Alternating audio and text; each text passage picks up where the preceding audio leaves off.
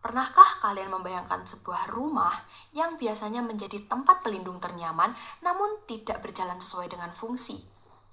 Itulah yang dirasakan oleh sang pemeran utama.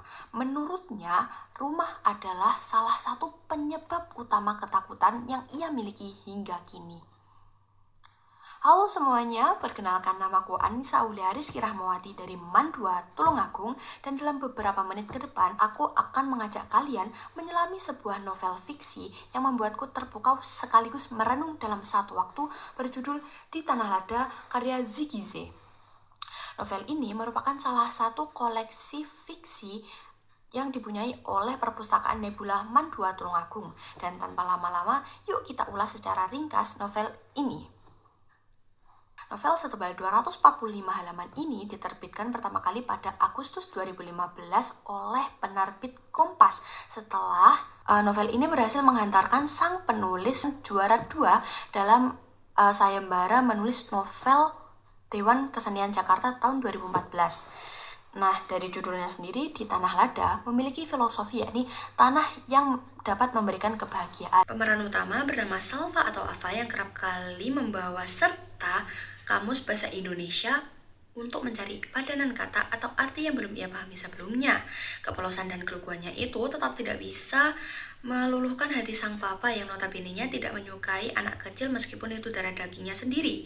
Sang papa menganggap Ava sebagai ludah yang bisa ia buang kapan saja, dan dengan teganya hampir menamai Ava atau Salva dengan padanan kata Saliva atau ludah.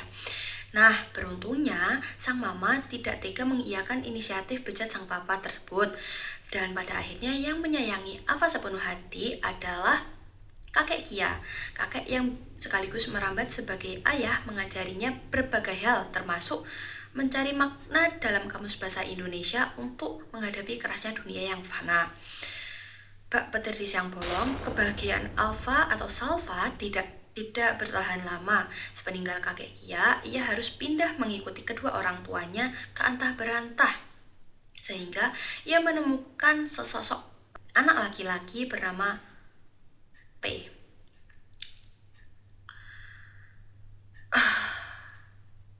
Mereka berdua tinggal di tempat yang sama, yakni Rosunero, dan ironinya mereka berdua berbagi kepahitan yang sama, yakni ayah mereka sama-sama kasar dan suka menyiksa mereka. Ironinya mereka berdua berbagi kepahitan yang sama, yakni sama-sama memiliki ayah yang kasar dan sama-sama suka menyiksa mereka berdua. Dan lambat laun mereka berdua pun dekat dan menjadi sahabat yang saling menguatkan satu sama lain di tengah keadaan yang rapuh di antara kehidupan orang dewasa yang hampir runtuh.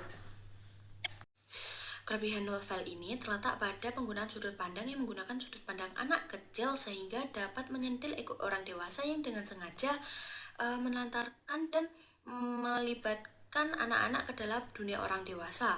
Kemudian penulis juga termasuknya berani mengambil tema-tema yang berat seperti KDRT, perjudian, dan penelantaran anak menggunakan cara yang emosional tanpa bermaksud menggurui.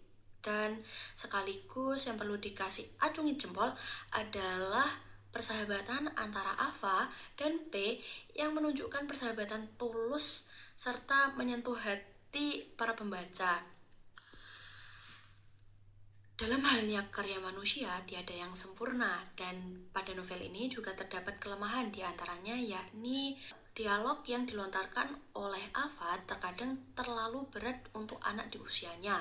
Kemudian pengembangan karakter seperti orang tua Ava tidak terlalu eksplisit dijelaskan sehingga terlihat seperti loncat-loncat antara konflik hingga akhir konflik. Kemudian terasa terburu-buru dan tergesa-gesa sehingga kurang menjawab pertanyaan-pertanyaan yang menggantung. Jadi, apakah novel Di Tanah Lada ini layak untuk direkomendasikan? Menurut saya sangat layak direkomendasikan dengan catatan. Yang pertama, harus menyiapkan hati untuk mengikuti alur yang tidak selalu lurus. Kemudian, akhir cerita yang terbuka bebas untuk ditafsirkan sendiri. Sampai jumpa di resensi berikutnya.